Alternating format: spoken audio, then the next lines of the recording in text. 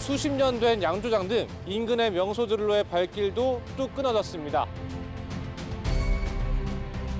죽어있던 거리가 저희들이 여기 창업을 하면서 이곳에 오시는 분들은 정말 꿈이 있거나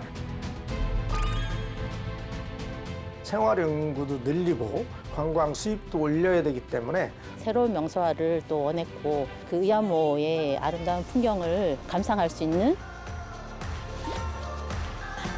지역민들의 삶의 기반이 되는 시설들을 꼭 필요한 시설들 위주로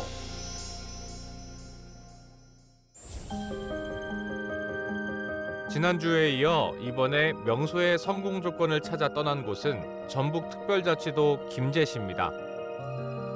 한적한 길목에 한 건물이 있습니다. 지붕에 연식이 묻어납니다. 그래도 수리해서 쓰는지 벽은 멀쩡합니다. 1960년대 정도에 지어진 것으로 추정됩니다. 알아보니 한때 주변에서 꽤 유명했던 양조장이었다고 합니다. 워낙 좋은 쌀이 많이 나는 곳이니 양조장이 잘 됐을 법합니다. 하지만 이곳에도 지방 소멸의 파도가 덮쳤습니다. 지금 제가 서 있는 이 도로가 원래 이곳 김제에서 부안으로 이어지는 유일한 도로였습니다. 그런데 저쪽 벽 너머로 4차선 도로가 새로 들어오면서 이 길은 더 이상 잘 쓰이지 않는 길이 됐습니다. 그러면서 수십 년 된 양조장 등 인근의 명소들로의 발길도 뚝 끊어졌습니다. 아이러니하게도 지방 소멸은 도로가 새로 뚫리면서 시작됐습니다. 얼핏 도로가 생기면 물류와 인력의 이동이 편해지니 더 발전할 것 같습니다. 하지만 오히려 젊은이들을 중심으로 더 좋은 교육과 문화 환경 등을 찾아 수도권으로 떠나게 됩니다. 이곳도 마찬가지였습니다. 국도 23호선이 개통하면서 지역 거점이었던 죽산 삼거리가 쇠퇴했습니다. 자연스레 인근에 빈집과 빈 점포가 하나둘 늘어나기 시작했고 양조장도 잊혀져 갔습니다. 결국 약 30년 전 지역 명소였던 양조장은 폐건물이 됐습니다. 그런데 최근 새로운 바람이 불었습니다. 다시 양조장이 생산을 시작한 겁니다. 부활의 불씨는 이 인근이 유명세를 타면서 불기 시작했습니다. 이미 눈치챈 분들도 있겠지만 바로 여기가 뉴에이지 음악의 거장이 직접 피아노를 연주한 곳입니다. 아, 여기가 유키 구라모토가 피아노 친 데구나.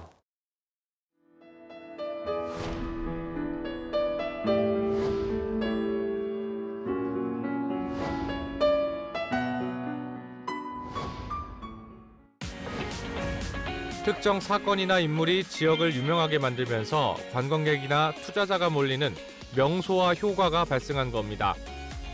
한 방송사 PD가 2020년부터 김제의 시골 마을 정착기를 다룬 채널을 업로드했는데 이게 연이 되어 세계적인 아티스트까지 오게 됐습니다.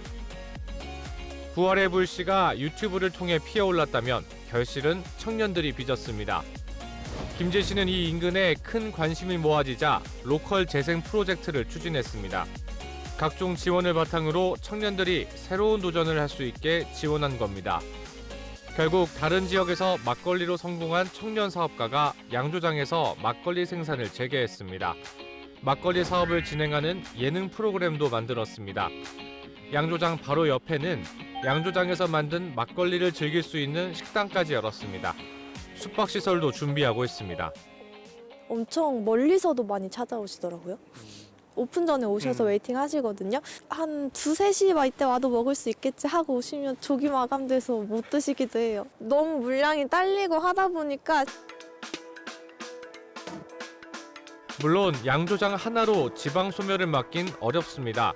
그래서 청년들이 뭉쳤습니다. 이 지역 특산물을 활용한 사업에 뛰어든 청년들입니다. 양조장에서 멀지 않은 거리에 꽤 규모를 가진 정미소가 자리 잡았습니다. 바로 옆에는 김제 쌀로 만든 빵을 굽고 커피를 내리는 카페도 있습니다. 특산물에 국한되지만도 않습니다. 바늘과 실로 무엇이든 만들고 판매도 하는 공방도 있고 시골길에서 와인과 주류를 파는 편집샵도 있습니다.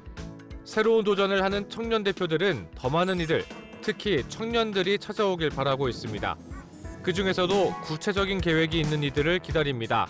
성공할 수 있다는 확신이 있기 때문입니다. 주말에 토요일 같은 경우에는 안 돼도 한 300명, 500명 이렇게는 오시는 것 같아요. 정말 여기 머물고 싶으신 분들이 오셨으면 좋겠다는 마음입니다. 여기에는 더 많은 기회들이 있다고 생각을 해요. 더 다른 경쟁자들이 없기도 하고 땅값이 조금 저렴하기도 하고 그런 것들을 기회로 삼고 좀 도전해 보셨으면 좋겠습니다. 지자체와 청년들의 노력으로 단기간이긴 하지만 효과도 나타나고 있습니다. 작년 창업자 수는 15명입니다. 2019년 2명, 2020년 1명이었던 것과 비교하면 큰 증가입니다. 신규 창업 조직, 특히 청년 창업 조직도 비슷한 폭으로 늘었습니다. 2021년까지 한 명도 없던 방문객과 관광객 수는 2022년 1,500명, 2023년에는 4만 7천 명까지 늘더니 작년에는 5만 명을 기록했습니다. 여기가 사실 되게 엄청 따뜻하다고 생각하거든요. 기존에 계시던 진짜 상점을 하시는 음식점이나 이발소도 그렇고 사실 막 인사하고 하면 엄청 살갑게 막 반겨주시거든요. 이 오래된 그런 옛 모습도 보존하고 있고 들어오면 살짝 이질적일 수도 있지만 이런 막 앤틱한 분위기가 잘 이루어져 있는 그런 따뜻한 분위기들이 여기의 장점인 것 같아요. 다만 지자체나 청년 등의 노력만으론 성장을 유지하기 어렵다는 한계도 있습니다. 각종 인프라가 수도권 등에 비해 턱없이 부족하기 때문입니다. 예를 들어 양조장 옆 식당을 제외하곤 근처에 문을 연 식당을 찾기 어렵습니다. 양조장 옆 식당도 일주일에 2번은 쉬고 평소에도 오후 5시면 문을 닫으니 이용이 쉽지 않습니다. 숙박시설도 문제입니다. 호텔이나 리조트 등을 찾으려면 한참을 나가야 합니다. 맘먹고 놀러와도 머물 방법이 마땅치 않습니다. 민간과의 지속적인 협력을 어떻게 이끌어낼지가 숙제입니다. 지방과 국가가 협력해서 그리고 지방뿐만 아니라 민간까지 함께 협력을 해서 이 지방이 보다 살기 좋은 것 그리고 지방이 더 발전하도록 더욱 노력할 필요성이 있다고 봅니다. 지방에는 식당이나 숙박업소 외에도 더 중요한 기반 시설이 부족한 경우가 많습니다. 병원 같은 경우가 대표적인 예라 할 수 있습니다. 그래서 정부는 지방소멸 대응 기금 등을 활용해 정주 여건 개선을 위한 인프라를 만들고 있습니다.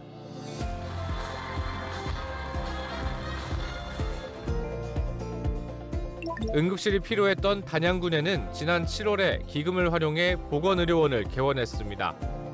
외국인 근로자 등이 많은 포천시에는 지난 10월에 외국인 주민 지원센터를 열어 지역 인구의 12% 수준의 외국인 주민을 지원하고 있습니다. 이외에 신혼부부를 위한 저렴한 주택 지원, 생활인구 활성화를 위한 관광시설 조성, 일자리 창출을 위한 산업단지 조성, 공공산후조리원 건립 등의 사업들도 추진되고 있습니다. 지방소멸 대응기금은 지방자치단체가 주도적으로 지방소멸에 대응할 수 있도록 지원하기 위한 재원인데요. 2022년에 도입해서 매년 1조 원씩 지원되고 있습니다. 꼭 필요한 시설들 위주로 지원을 하고 있는 상황이거든요. 청년들이 가능성의 물꼬를 튼 김제를 떠나 이번엔 춘천으로 향했습니다. 조금 더 눈에 띄는 구조물이 있는 곳을 찾았습니다. 황량한 임시주차장을 지나니 거대한 다리가 자리를 잡고 있습니다. 지자체가 명소로 만들겠다는 강한 의지를 갖고 있는 출렁다리입니다. 핵심 전략은 주변의 자연 경관을 적극 활용하겠다는 겁니다. 새로운 명소화를 또 원했고 이 지역이 그 의암호의 아름다운 풍경을 좀 감상할 수 있는 뷰 포인트로서 만들기 위해서 저희가 출렁다리로 개통을 하게 되었습니다. 봄 되면 벚꽃도 아름답게 피어 있고 그럴 것이니까 왜 다른 지역에 있는 분들이 많이 찾아주셨으면 감사하겠습니다. 이 출렁다리는 재작년 9월에 착공하고 작년 12월 24일에 개통했습니다. 길이는 248m입니다. 어른 걸음으로도 걸어서 몇 분은 걸립니다. 폭은 1.5m, 성인 2명이 지나가려면 조금씩 양보가 필요합니다. 개통 후 신전까지 하루 2천여 명이 찾았습니다. 총 합치면 10,000명 정도 됩니다. 다리를 만드는데 52억 원이라는 적지 않은 금액이 투입됐습니다. 밑에서 올려다 봤을 때는 출렁다리가 맞나 싶은 생각이었습니다. 그런데 이렇게 직접 올라와 보니 꽤 많이 흔들립니다. 특히 저 안쪽으로 갈수록 더 흔들린다고 하니 가보겠습니다. 높이도 아파트 꽤 높은 층 정도 됩니다.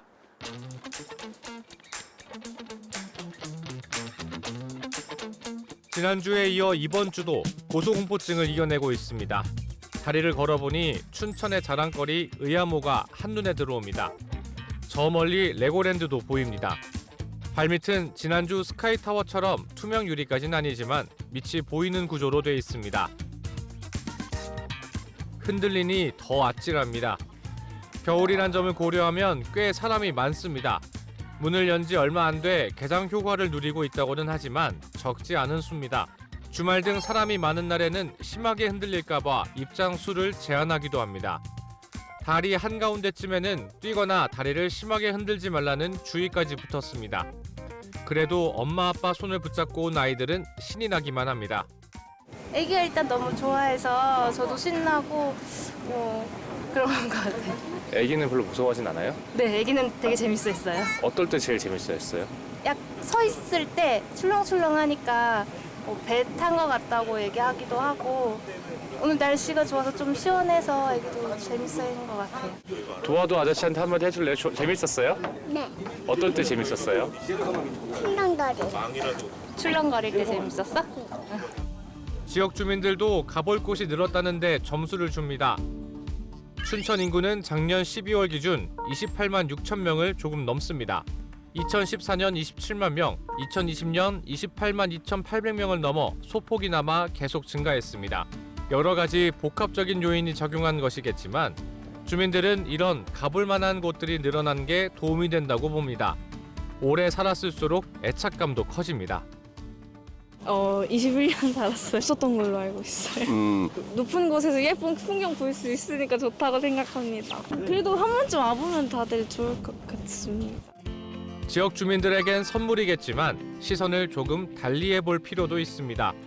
자연 경관을 활용하겠다는 생각은 이해가 가지만 사실 이런 출렁다리도 전국 곳곳에 있습니다.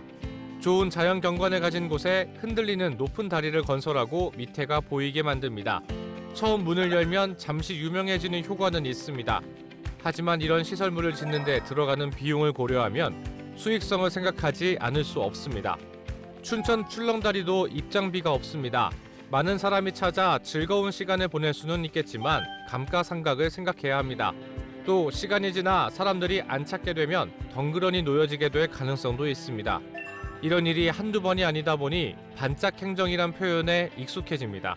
모든 지자체들이 케이블카와 또는 출렁다리를 모두 만들려고 해요. 물론 그거로 초반에는 많이 성공을 합니다. 하지만 나중에는 너무 많이 만들어지다 보니까 분산되는 효과도 너무 크고요. 그 주변의 관광지와 연계할 수 있는 무료 셔틀버스나 이런 것들을 운행을 통해서 관광객들을 분산시키고 식도락이나 이런 관광과 연계시키는 상품들을 개발해야 되는데 그런 것들은 소홀이고 그냥 지방 소멸의 파도를 넘기 위해 지역별 맞춤형 전략을 내놓는 건 불가피할 수 있습니다. 다만 행정에 창의력을 발휘하고 연속성도 있어야 한다는 말입니다.